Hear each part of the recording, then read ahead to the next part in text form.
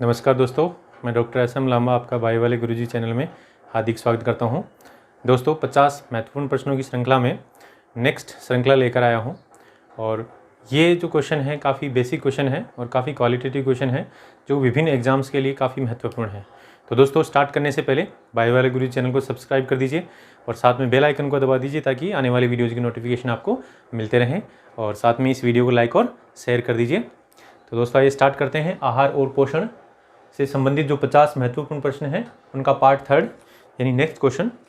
तो देखिए 21वां जो प्रश्न है वो है कि कार्बोहाइड्रेट की पर्याप्त मात्रा लेने के लिए किसी व्यक्ति को निम्न में से क्या खाना चाहिए, यानी उसे किसकी मात्रा खाने में अधिक लेनी है। बोले कार्बोहाइड्रेट की मात्रा अधिक लेनी है तो उस व्यक्ति को क्या खाना चाहिए। तो हम बोलेंगे ऑप्शन है मूंगफली, मीट, दूध और चावल। 4 ऑप्शन है। मूंगफली को भी हम खाते हैं, मीट भी जो खाने वाले खाते ही हैं, दूध भी खाते हैं और चावल भी खाते हैं। तो यहाँ पर जो मूंगफली है, मूंगफली मूल रूप से मूंगफली के अंदर प्रोटीन की मात्रा ज़्यादा होती है।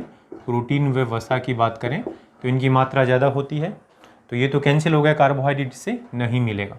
मीट के अंदर भी मूल रूप से प्रोटीन भी होता है वह वसा भी होती है, कार्बोहाइड्रेट बहुत कम होता है, तो ये भी आप कह सकते हैं इसको कार्बोहाइड्रेट यहाँ से भी नहीं मिलेगा। दूध में तो तीनों ही चीज़ें हैं, यानी कार्बोहाइड्रेट भी है, तो कौन सा कार्बोहाइड्रेट है, तो दूध में बोलेंगे लैक्टोज। ऐसे ही वसा भी है ना, और ठीक ऐसे ही प्रोटीन भी है। तो दूध में कौन सा प्रोटीन होता है, तो बोलेंगे कैसीन प्रोटीन। तो यहाँ तो तीनों चीज़ें हैं, ठीक है। लेकिन लैक्टोज इतना पर्याप्त कार्बोहाइड्रेट नहीं है कि हमारे शरीर की ऊर्जाओं की पूर्ति कर सके, यानी पर्याप्त मात्रा में कार्बोहाइड्रेट लेने के लिए हमें क्या करना पड़ेगा, चावल लेना पड़ेगा, क्योंकि चावल में कौन सा कार्बोहाइड्रेट होता है, स्टार्च होता है, ठीक है ना। तो चाहे गेहूं कहो, चावल कहो, आलू कहो, मक्का कहो, बाजरा कहो, इन सब के अंदर स्टार्च होता है जो पौधों के अंदर बनता है और हम उसको मुख्य ऊर्जा स्रोत के रूप में काम में लेते हैं। तो कार्बोहाइड्रेट जो मूल रूप से पर्याप्त मात्रा लेने के लिए क्या खाना चाहिए, बोले चावल खाना पड़ेगा, ठीक है। तो ऑप्शन है चावल, सही ऑप्शन। चलते हैं नेक्स्ट क्वेश्चन। फ्लोरीन, फ्लोरीन किसके नियमन में सहायक होता है, यानी हमारे शरीर में फ्लोरीन का क्या कार्य है। फ्लोरीन का मतलब फ्लोराइड, फ्लोराइड जिसको हम F से लिखते हैं।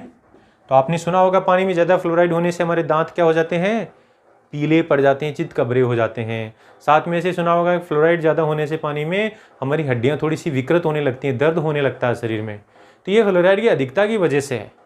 तो अब फ्लोराइड पानी में होना ज़रूर चाहिए और साथ में हमारे जो भोज्य पदार्थ हैं, अनाज, उनमें के अंदर भी फ्लोराइड होना चाहिए, लेकिन मूल रूप से हमें फ्लोराइड जो है वो पानी के माध्यम से मिलता है। तो जो पानी के माध्यम से हमारे शरीर में जो फ्लोराइड आता है उसका देखिए क्या काम है, बोले किसके काम में सहयोग करता है। तो पहला प्रश्न तो है दांतों में, ऑप्शन है पहला ऑप्शन दांतों में डेंटिन के निर्माण के नियमन में सहायक। दांत किससे बनते होते हैं, डेंटिन से बने होते हैं। डेंटिन दांतों का मुख्य भाग है। अब बोले फ्लोराइड इनके निर्माण के लिए चाहिए, बोले नहीं, ये ऑप्शन सही नहीं है। आरबीसी की उत्पत्ति, आरबीसी बनती हैं हमारी अस्थि मज्जा में, तो बोले उनके निर्माण के लिए, बोले उनके निर्माण के लिए भी नहीं। हड्डियों के निर्माण के लिए, बोले उनके लिए निर्माण के लिए भी इतनी जरूरत नहीं है। लेकिन दांतों के अंदर जो बाहरी सफ़ेद चमकीला आवरण होता है जिसको क्या बोलते हैं, इनेमल, ठीक है ना, जो सफ़ेद सफ़ेद चमकता है, ये बाहर की तरफ एक कवरिंग है जो सबसे कठोर है, यानी शरीर का सबसे कठोर पदार्थ कौन सा है, इनेमल है, और ये दांतों पर परत के रूप में पाया जाता है। तो अगर फ्लोराइड पर्याप्त मात्रा में नहीं होगा तो ये इनेमल खराब हो जाएगा, स्थिर नहीं रहेगा, चिपका हुआ नहीं रहेगा, और इससे हमारे दांतों के अंदर आप कह सकते हैं क्षरण होने लगेगा इनेमल का, और दांत का क्षरण होने से उसमें छेद हो जाएगा, जिसको हम बोलते हैं आम भाषा में दांत में कीड़ा लगना। तो फ्लोरीन की मात्रा कम होने से बोले दंत क्षरण हो जाता है और इनेमल भी बिखरने लगता है। तो इनेमल को स्थिर करने के लिए और दंत क्षरण को रोकने के लिए, है ना, फ्लोरीन जरूरत यानी फ्लोराइड जो आयन है वो पर्याप्त मात्रा में होने चाहिए। यानी इनेमल को कठोर कौन बना रहा है, तो हम बोलेंगे फ्लोराइड या फ्लोरीन। फिर चलते हैं नेक्स्ट, यहाँ इसका ऑप्शन ये हो गया। नेक्स्ट क्वेश्चन देखते हैं, निम्न में से किसका निर्माण यकृत में होता है। ये दोस्तों बहुत ही इम्पोर्टेंट क्वेश्चन है। ये एक तरीके से 3 टॉपिकों का सार है, यानी यकृत हमारे शरीर की मेन मशीन है जो बहुत सारे काम करती है।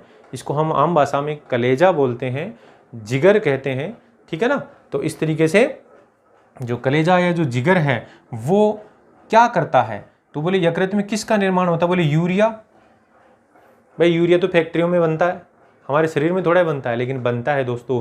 मूत्र के रूप में जो यूरिया बाहर निकलता है वो कहाँ बनता है? तो बोले हमारे शरीर की प्रत्येक कोशिका के अंदर उपापचय से अमोनिया बनती है। वो अमोनिया हमारे लिए घातक होती है, नुकसानदायक होती है, इसलिए वो जब यकृत में खून के माध्यम से पहुँचती है तो वहाँ ऑर्निथिन चक्र के द्वारा, यानी यूरिया में क्या कौन सा चक्र चलेगा? ऑर्निथिन चक्र। और इस चक्र से क्या बनेगा? बोले यूरिया बनेगा। और ये कहाँ बनेगा? बोले ये यकृत में बनेगा। तो यूरिया का निर्माण यकृत में होता है, पहला ऑप्शन। दूसरे पे चलते हैं, ग्लाइकोजन। तो ग्लाइकोजन क्या है? एक कार्बोहाइड्रेट है, एक पॉलीसेकेराइड, हम पढ़ चुके हैं। और इसको जंतु स्टार्च कहते हैं क्योंकि ये जंतुओं के अंदर है ना संग्रहित भोजन के रूप में पाया जाता है, यानी स्पेशली जो जंतु हैं उनके शरीर में पाया जाता है, इसलिए इसको जंतु स्टार्च बोलते हैं। क्योंकि पादपों में संग्रहित भोजन स्टार्च के रूप में पाया जाता है और जंतुओं में ग्लाइकोजन के रूप में। तो इसलिए स्टार्च से जब इसकी तुलना करें तो बोलेंगे ये जंतुओं का स्टार्च है। तो इसको क्या बोलते हैं? जंतु स्टार्च कहा जाता है, क्योंकि ये शरीर में संग्रहित भोजन के रूप में रहता है। अब ये क्या अपने आप ही शरीर में बन गया? बोले नहीं, हम जब स्टार्च खाएंगे तो स्टार्च से ग्लूकोज बनेगा पाचन से, और फिर वो रक्त में जाएगा ग्लूकोज, और जो काम में आना उतना आ जाएगा, और जो एक्स्ट्रा ग्लूकोज है वो यकृत में जाके ग्लाइकोजन में बदल जाता है। तो अब हम कह सकते हैं हमारे यकृत ने ग्लाइकोजन का निर्माण भी कर दिया, यानी यूरिया का निर्माण भी और ग्लाइकोजन का निर्माण भी। अब तीसरा ऑप्शन है विटामिन ए। तो विटामिन ए ऐसा विटामिन है जिसका यकृत में निर्माण और संग्रहण दोनों होते हैं। तो इस प्रश्न को ऐसे भी पूछ सकते हैं, निम्न में से कौन सा विटामिन यकृत में निर्मित होता है? तो हम बोलेंगे विटामिन ए। ऐसे ही अब यहाँ चौथा ऑप्शन उपरोक्त सभी, यानी सारे ही कार्य यकृत कर रहा है, तो यकृत में सभी का निर्माण हो रहा है, इसलिए ये उपरोक्त सभी। तो यहाँ पर ये तीनों, यानी उत्सर्जन से संबंधित प्रश्न, कार्बोहाइड्रेट से संबंधित प्रश्न, विटामिन से संबंधित प्रश्न, तीनों को मैंने एक जगह किया है, इसलिए आपको ये ध्यान रखना है कि तीनों ही इसमें बनते हैं। अब यहाँ केवल विटामिन के बारे में प्रश्न पूछे तो अन्य विटामिनों के उदाहरण यहाँ दिए जा सकते हैं, और इसमें से हमें विटामिन ए को चुनना है, क्योंकि विटामिन ए ही यकृत के अंदर निर्मित होता है और संग्रहित होता है। हालांकि विटामिन डी भी यकृत में संग्रहित होता है, लेकिन वो निर्मित त्वचा में होता है। ठीक है दोस्तों, चलते हैं नेक्स्ट क्वेश्चन। 24वां प्रश्न देखिए कि मानव में निम्न में से कौन सा विटामिन आंत्र में जीवाणु द्वारा संश्लेषित होता है? क्योंकि सारे विटामिन हम बाहर से ही खाते हैं, हमारे शरीर के अंदर विटामिन नहीं बनते हैं, है ना। बनते भी हैं तो कुछ विशेष विटामिन ही बनते हैं, जैसे विटामिन डी त्वचा के अंदर बनता है प्रकाश की उपस्थिति में, हम जानते हैं। लेकिन फिर भी आप कह सकते हैं विटामिन डी हमें बाहर से भी चाहिए होता है। तो अब यहाँ पर कौन सा विटामिन आंत्र में जीवाणु द्वारा, देखो बना तो जीवाणु रहा है, हमारे आंत्र में बना रहा है, लेकिन जीवाणु बना रहा है, तो जीवाणु को भी कुछ कच्चा माल चाहिए। तो कुछ विटामिन ऐसे हैं जो रॉ मटेरियल के रूप में हमारे भोजन के साथ में जाते हैं, है ना, कच्चे पदार्थ के रूप में, और वो जीवाणु उस कच्चे पदार्थ को ग्रहण करके विटामिन बना देता है उनसे। तो यहाँ पर देखो विटामिन के है, ये विटामिन B12 और विटामिन B9 या फिर उपरोक्त सभी, क्या सारे के सारे विटामिन ही आहार नाल में जीवाणुओं के द्वारा संश्लेषित होते हैं? तो हम यहाँ कहेंगे यस। क्यों? क्योंकि विटामिन के भी हरी पत्तेदार सब्जियों के रूप से हमें प्राप्त होता है कच्चे माल के रूप में, और जीवाणु उससे विटामिन के बना देते हैं हमारे आहार नाल में। ऐसे विटामिन B12 ये जीवाणु भी हमारे शरीर के अंदर विटामिन आंत के अंदर होते हैं जीवाणु, और B12 को बना देते हैं। B9 जो फोलिक अम्ल है ये भी बनता है। तो यहाँ पर तीनों ही विटामिन हमारी आहार नाल में संश्लेषित होते हैं। यहाँ पर प्रश्न को अकेले केवल B12 के लिए भी पूछा जा सकता है, वहाँ पर विटामिन के और B9 नहीं देंगे, अन्य विटामिन दे सकते हैं। तो आपको ध्यान रखना है ये तीनों ही विटामिन आहार नाल में जीवाणुओं के द्वारा संश्लेषित होते हैं। ठीक है दोस्तों, नेक्स्ट क्वेश्चन, विटामिन B12 का सबसे अच्छा स्रोत क्या है? तो यहाँ वेरियस ऑप्शन लिखे हुए हैं। पहला चावल तथा मुर्गी का अंडा, दूसरा गाजर तथा चिकन यानी मुर्गा, तीसरा बकरी का यकृत तथा स्पाइरुलिना एक शैवाल है, चॉकलेट तथा हरे चने। तो यहाँ पर आपको इस प्रश्न को हल करने से पहले हमने जो एक कंसेप्ट बताया था उसको ध्यान में लाना है। हमने कंसेप्ट बताया था कि वनस्पति स्रोतों में विटामिन B12 सामान्यतः नहीं पाया जाता, केवल जंतु स्रोतों में ही पाया जाता है। तो अब यहाँ पर देखो चावल वनस्पति स्रोत है, पहला ऑप्शन तो अपने आप ही कैंसिल हो गया। हालांकि मुर्गी का अंडा जंतु स्रोत है, मिलता है इसमें। फिर गाजर में तो बोले विटामिन ए होता है, विटामिन B12 नहीं होता है ना, चिकन में जरूर होता है, तो ये ऑप्शन भी कैंसिल। फिर उसके बाद में तीसरा बकरी का यकृत, यानी जो बकरा होता है उसका कलेजा यानी जंतु स्रोत है, तो इसमें संभावना है। और स्पाइरुलिना, स्पाइरुलिना एक शैवाल है ना, तो इसमें भी होता है ना, प्रोटीन उत्पादन करने वाला शैवाल है, तो इसमें विटामिन B12 भी होता है। तो ये ऑप्शन होगा। चौथा है चॉकलेट, है ना, चॉकलेट में हो सकता है, किण्वन क्रिया से बनती है, लेकिन हरे जो चने हैं उनमें नहीं होता। तो ऑप्शन यहाँ पर सही होगा बकरी का यकृत और स्पाइरुलिना। ये काफ़ी फेमस क्वेश्चन है, ध्यान रखना। यहाँ पर ये कन्फ्यूजन के लिए क्रिएट ऑप्शन दिए गए हैं। आपको कंसेप्ट याद रखना है, वनस्पति स्रोतों में नहीं होता, है ना, उससे आपका प्रश्न हल हो जाएगा।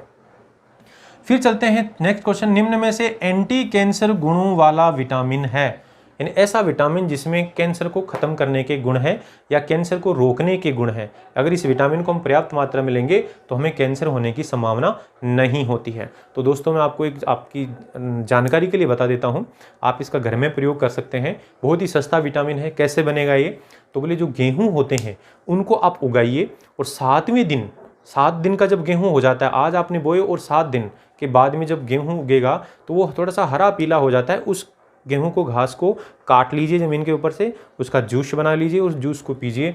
उसमें वो एंटी कैंसर गुणों वाला विटामिन पर्याप्त मात्रा में होता है। तो इससे आप कह सकते हैं कैंसर से बच सकते हैं, है ना। तो हर 7 दिन से कम डेली नहीं तो हर 7 दिन से तो ऐसे पी सकते हैं। तो आप कह सकते हैं यहाँ पर, क्योंकि हर 7 दिन में गेहूँ बो दीजिए। तो देखो विटामिन B12, बोले B17, विटामिन C और विटामिन A। तो हम कहेंगे विटामिन A तो हमें गाजर से मिल जाता है, नींबू से मिल जाता है। तो अभी मैंने बताया गेहूं को उगाने की कहाँ जरूरत है, तो बोले गेहूं घास होती है उसमें विटामिन B17 होता है, और ये विटामिन B17 ही एंटी कैंसर गुणों वाला क्वेश्चन है। ये डेटाबेस प्रश्न है, यहाँ पर कोई कंसेप्ट की जरूरत नहीं है, आपको याद रखना है। ये नया विटामिन है ना, विटामिन B कॉम्प्लेक्स के सीरीज के अंदर नया विटामिन है, और ये एंटी कैंसर गुणों से भरपूर होता है। और ये जो गेहूँ, अंकुरित गेहूँ होता है, यानी जो 7 दिन का गेहूँ उगा होता है, उसमें प्रचुर मात्रा में पाया जाता है। ठीक है दोस्तों, फिर चलते हैं नेक्स्ट। संतुलित आहार में लगभग उपस्थित होना चाहिए। तो जो संतुलित आहार है उसमें प्रोटीन, वसा और कार्बोहाइड्रेट की तुलना की गई है कि कौन सा कितना खाना है। भाई ऐसे तो है नहीं, मैंने शुरू में चैप्टर में बताया था कि घी बहुत सारा खा लेंगे, गिलास भर के घी पी लेंगे।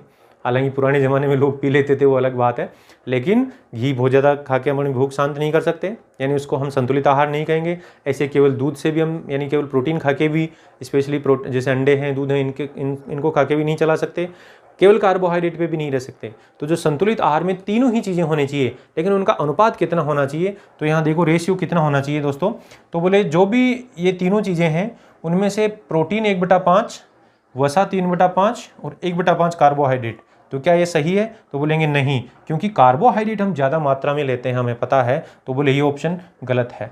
फिर बोले देखो प्रोटीन 3/5, वसा 1/5, कार्बोहाइड्रेट 1/5, यहाँ पर भी कार्बोहाइड्रेट कम रह गया, प्रोटीन बहुत अधिक हो गया, तो बोले ये भी गलत। फिर देखो प्रोटीन 1/5, वसा 1/5 और कार्बोहाइड्रेट 3/5। अब की बार सटीक लग रहा है, क्योंकि कार्बोहाइड्रेट ज़्यादा मात्रा में लिया जाता है और प्रोटीन और जो वसा है वो कम मात्रा में लिए जाते हैं। तो ये अनुपात सही है, 1/5 प्रोटीन, 1/5 वसा और 3/5 कार्बोहाइड्रेट। नेक्स्ट ऑप्शन में देखो आधा 1/2 प्रोटीन, तो बोले प्रोटीन आधा नहीं होता है, जितना भी खाना खाते हैं उसका 1/5 ही है, तो ये गलत है। तो तीसरा ऑप्शन इसमें सही है। अब चलते हैं नेक्स्ट क्वेश्चन। क्वेश्चन नंबर 28, किसकी पहचान के लिए आयोडीन परीक्षण का उपयोग करते हैं? किसकी पहचान के लिए आयोडीन परीक्षण का उपयोग करते हैं? यानी यहाँ पर 4 ऑप्शन दे रखे हैं, प्रोटीन, वसा, कार्बोहाइड्रेट और विटामिन। ये पोषक पदार्थ हैं, ये जैव अणु हैं, और इन जैव अणुओं की पहचान करनी है हमें। 4 रखे हुए हैं, तो बोले कौन से, है ना, पहचान करने के लिए हम आयोडीन परीक्षण यूज करेंगे। तो आयोडीन टेस्टिंग किन की पहचान के लिए काम में लेते हैं, तो बोले प्रोटीन, वसा, कार्बोहाइड्रेट और विटामिन में से बात करेंगे, तो बोले कार्बोहाइड्रेट के लिए। डायरेक्ट डेटाबेस क्वेश्चन है, मैं इसको पढ़ा भी चुका हूँ। हमने ये बताया था कि जो पॉलीसेकेराइड हैं, जो 4 प्रकार के पॉलीसेकेराइड थे, मूल रूप से हम 3 की बात करेंगे। पहला आपका सेलुलोज, ग्लाइकोजन और स्टार्च। जब सेलुलोज पे आयोडीन डालते हैं तो कोई रंग नहीं देता, ग्लाइकोजन पे डालते हैं तो रेड रंग कलर आता है, लाल कलर आता है, और स्टार्च पे डालते हैं तो नीला कलर आता है। तो इस तरीके से हम इनके परीक्षण में इसको काम में लेते हैं, स्टार्च की उपस्थिति, ग्लाइकोजन की उपस्थिति पता करने में। तो इस तरीके से कार्बोहाइड्रेट के अंदर, है ना, आयोडीन परीक्षण किया जाता है। तो ये एक डेटाबेस प्रश्न आपको याद रखना है। फिर चलते हैं दोस्तों, निम्न में से कौन सा एक एंटीऑक्सीडेंट विटामिन है? यानी ऐसा विटामिन जो एंटीऑक्सीडेंट है। एंटीऑक्सीडेंट का मतलब होता है प्रतिऑक्सीकारक, यहाँ पर प्रतिऑक्सी कारक भी लिखा हुआ आ सकता है।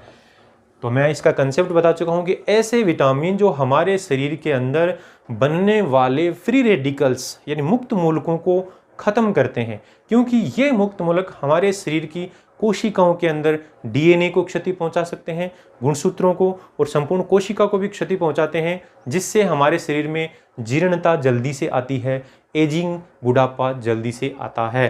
ठीक है ना। तो अब आप कह सकते हैं जो एंटीऑक्सीडेंट हैं वो होंगे तो शरीर में जीर्णता जल्दी से नहीं आएगी, शरीर में त्वचा के अंदर भी निखार रहेगा और आपके शरीर में बुढ़ापा भी, यानी जब आप 70 साल के होंगे तो 50 साल के ही दिखेंगे।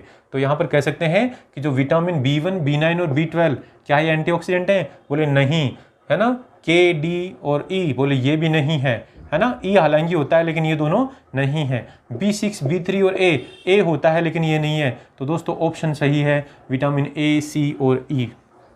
ये तीनों क्या होते हैं? एंटीऑक्सीडेंट होते हैं। तो यहाँ पर आपको ध्यान रखना A, C और E एंटीऑक्सीडेंट विटामिन है और ये हमारे लिए बहुत ही महत्वपूर्ण है। तो इनको हम आसानी से प्राप्त भी कर सकते हैं। कैसे देखें? A गाजर से, है ना। C जो है वो आंवले से, नींबू से, तो बहुत सस्ता हो गया एक तरीके से। और जो E है थोड़ा सा कॉस्टली पड़ेगा, लेकिन फिर भी कह सकते हैं अंकुरित अनाज खा के भी इसको प्राप्त कर सकते हैं, है ना। इसके अलावा सूखे मेवे, है ना, उनसे भी मिल सकता है और जंतु स्रोतों से भी मिल जाता है। नेक्स्ट क्वेश्चन चलते हैं, बर्निंग फीट सिंड्रोम किसकी कमी से होता है? बर्निंग फीट यानी पैरों में जलन, पाँव में जलन। तो हमने एक ट्रिक बताई थी विटामिन बी कॉम्प्लेक्स की कमी से होने वाले रोगों की, है ना। उसमें ये बताया था कि साहब जो बेरी की जो कील है वो पेलने से पाँव में जलन होती है, बर्निंग फीट होता है। यानी बेरी यानी पहला विटामिन B1 के लिए बेरी रोग, कील मतलब दूसरे विटामिन B2 के लिए किलोसिस रोग, पेलने से यानी चुभने से तो बोले पेलने का मतलब पेलेग्रा यानी विटामिन B3 का रोग, और पाँव में जलन वो हो जाएगा 5वां B5 का रोग। तो बोले burning feet syndrome vitamin B5 की कमी से होता है। अब विटामिन A, D और B1 की कमी से कौन कौन से रोग होते हैं? तो बोले इस विटामिन A की कमी की वजह से तो रतौंधी नाम का रोग होता है, कम अंधेरे में या कम उजाले में दिखता नहीं है। विटामिन D की कमी से रिकेट्स होता है, जिससे बच्चों में हड्डियाँ टेढ़ी मेढ़ी हो जाती हैं। B1 की कमी से बेरी रोग होता है, जो एक तरीके से हल्का लकवा है, हाथों पैरों के अंदर तंत्रिकाएं कमज़ोर हो जाती हैं, हृदय भी कमज़ोर हो जाता है और इस तरीके से त्वचा में भी सूजन आ जाती है। तो ये बेरी रोग। लेकिन जो यहाँ पर जो है विटामिन B5 की कमी की वजह से ये बर्निंग फिट सिंड्रोम होता है, बर्निंग फिट सिंड्रोम। हालांकि यहाँ पर बाल भी ग्रे कलर के या भूरे कलर के हो जाते हैं कमी से, लेकिन यहाँ बर्निंग फिट पैरों में जो जलन है वो सबसे महत्वपूर्ण है। तो दोस्तों आपने देखा कि ये सारे के सारे क्वेश्चन ही बहुत ही इंपॉर्टेंट हैं। जितने भी एग्जाम हैं, चाहे यूपीएससी का एग्जाम हो, चाहे रेलवे का कोई भी एग्जाम हो, या फिर स्टेट के चाहे पुलिस के एग्जाम हो, चाहे पटवार का एग्जाम हो, या फिर जो रीट का जो एग्जाम है उसका हो, है ना। ऐसे वनपाल, एसआई, जितने भी एग्जाम हैं उन एग्जाम्स के लिए क्वेश्चन बहुत ही इंपॉर्टेंट है। आहार और पोषण वाला जो चैप्टर के जो मैं सीरीज़ लेके आया हूँ 50 क्वेश्चनों की, ये 50 ऐसे बेस्ट क्वेश्चन है जो आप कह सकते हैं इनमें से क्वेश्चन आने के चांसेस भी हैं। और ये क्वेश्चन आपको बहुत कम देखने को मिलेंगे, क्योंकि ये बहुत ही डिज़ाइंड क्वेश्चन है। प्रीवियस एग्जाम्स में आए हुए क्वेश्चनों से ही डिज़ाइंड क्वेश्चन है, एज इट इज़ नहीं है, उनसे डिज़ाइन किए हुए हैं, ताकि इनमें कुछ और क्वालिटी ऐड की गई है, कुछ क्वेश्चनों को मिक्स किया गया है, जिससे क्या है ना, आप ऐसे क्वेश्चनों को जब फेस करेंगे तो अपने आप में कॉन्फिडेंस आएगा। क्योंकि जब ये आपको आ गए तो इस चैप्टर पे एक तरीके से पूरी कमांड हो जाएगी। तो दोस्तों जल्दी से बायो वाले गुरुजी चैनल को सब्सक्राइब कर दीजिए और बेल आइकन को दबा दीजिए, ताकि आने वाले वीडियोज़ की नोटिफिकेशन आपको मिलते रहें। और साथ में इस वीडियो को लाइक और शेयर कीजिए ताकि अन्य लोगों तक भी पहुँच सके। Thank you.